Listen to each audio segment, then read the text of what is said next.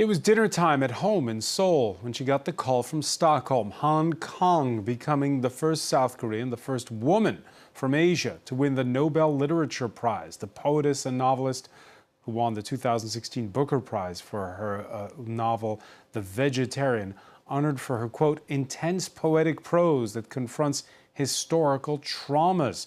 Charlie James has more. This year's Nobel Prize in Literature breaks with the award's history, given to a woman outside of the West. The Nobel Prize in Literature for 2024 is awarded to South Korean author Han Kang for her intense poetic prose that confronts historical traumas and exposes the fragility of human life. 53-year-old novelist Han Kang is no stranger to literary prizes. She won the International Booker Prize in 2016 for her novel The Vegetarian, in which a woman upends Korean norms by deciding to stop eating meat and suffers horrific consequences. Despite her prior successes, Kang was caught off guard by her win. I just finished dinner with my son, and in Korea, it is just like 8 o'clock in the evening, so it's very peaceful evening. I was really surprised.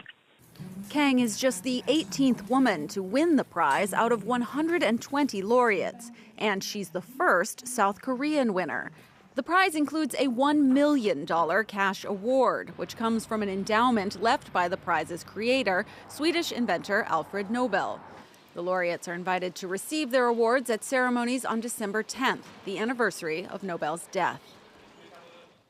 For more, let's go to Aquebogue, New York. Journalist Uni Hong, the author of such books as The Birth of Korean Cool, How One Nation is Conquering the World Through Pop Culture, joins us. Good to see you, Uni. Hello, Francois. Were you surprised? No. I mean, I was surprised it happened this year, but for the last couple of decades, South Korea has become sort of the bard of human misery. And first this emerged in film with films like Parasite and 20 years ago with Old Boy. And these explore themes that are universal about the sort of impossibility of being human. And I think it was just a matter of time before the Nobel Committee realized the universality of the Korean story and how uniquely skilled modern Korea is at telling this story. Yeah, because when we think of France's great cultural time after the Second World War, it was in rebellion to a conservative society. It feels like through her writing, it's kind of the same. I would say that's an incredibly apt analogy, because I would compare the writings of Han Kang to Camus or Sartre, in fact, because they're about how the impossibility of being natural and being human. Nature is completely the opposite of human existence. We're the only creatures who do things that are not good for us, that self-harm. And you know, and the idea with existentialism was, well, we did not ask for this. We did not sign up for this. Why are we here? And there's this awareness of how alienated we are from every other creature on earth that Sartre and Camus write about, and there's a sort of futility.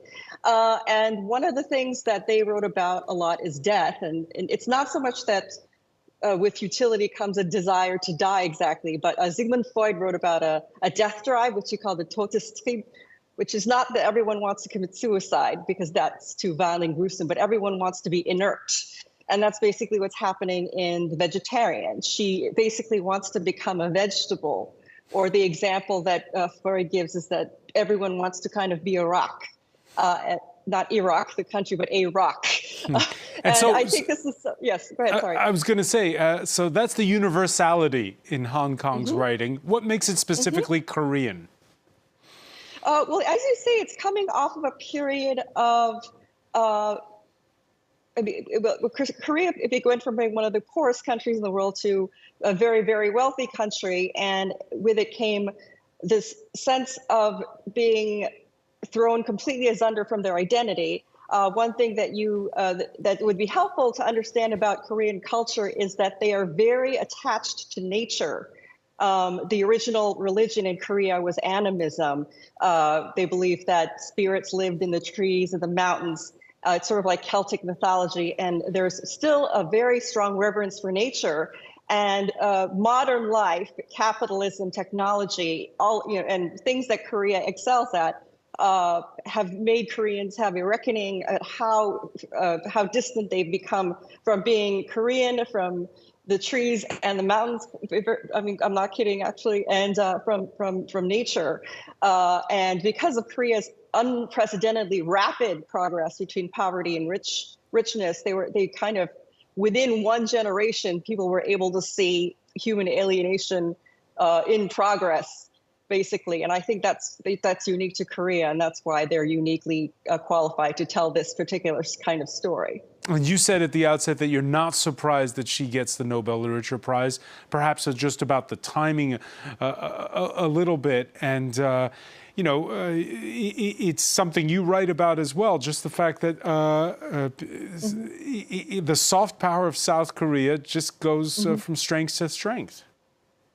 Yes, it's impossible to deny. And what's interesting, though, about this is, Korean popular culture has been obviously on the rise in the last 10 years or so. But, historically, pop culture and high culture have always been very separate. This is just sort of a universal thing. And I think that the Nobel Committee saw sort of past the glitz of K-pop and BTS and so forth, and they were able to take seriously the sort of philosophical underpinnings of all of the glitz that you see.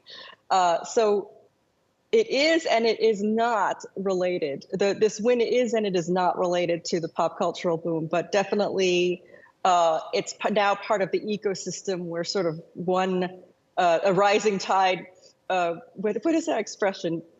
A rising tide raises all boats. How's she perceived in South Korea?